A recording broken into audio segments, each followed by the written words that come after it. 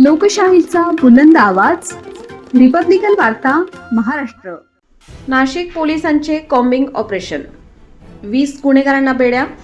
नाशिकमध्ये गुन्हे कराल तर खैर नाही, पोलीस आयुक्त संदीप कर्णिक यांच्या आदेशाने विशेष मोहीम. नाशिक शहर पोलीस यांनी शहरात वाढत्या गुन्हेगारीला आळा घालण्यासाठी विशेष कॉम्बिंग ऑपरेशन राबवत मोठी कारवाई केली आहे.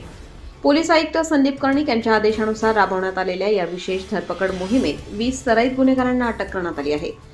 शहरात वाढत्या चोरी, मारामारी, दरोडे, अंमली पदार्थ तस्करी तसेच टोळीगिरीच्या घटनांच्या पार्श्वभूमीवर नाशिक पोलीस थेट रस्त्यावर उतरले आहेत.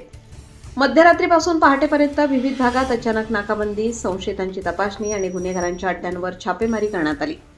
या मोहिमेदरम्यान अनेक संशयितांची चौकशी करण्यात आली असून फरार आरोपी, तडीपार गुन्हेगार तसेच वारंवार गुन्हे करणाऱ्यांवर पोलिसांनी विशेष लक्ष केंद्रित केले.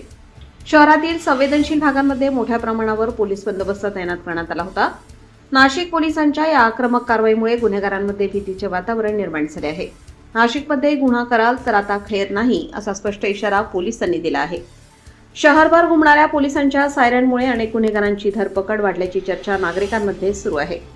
नाशिक पोलिसांनी नागरिकांनाही सतर्क राहण्याचे आवाहन केले असून संशयास्पद हालचाली दिसल्यास तात्काळ पोलिसांना माहिती देण्याचे आवाहन करण्यात आले आहे.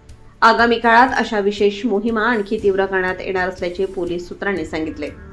रिपब्लिकन वार्ता महाराष्ट्र न्यूजसाठी विशेष प्रतिनिधी Sandeep Dwivedi, Nashik. Subscribe now and press the bell icon. Never miss an update.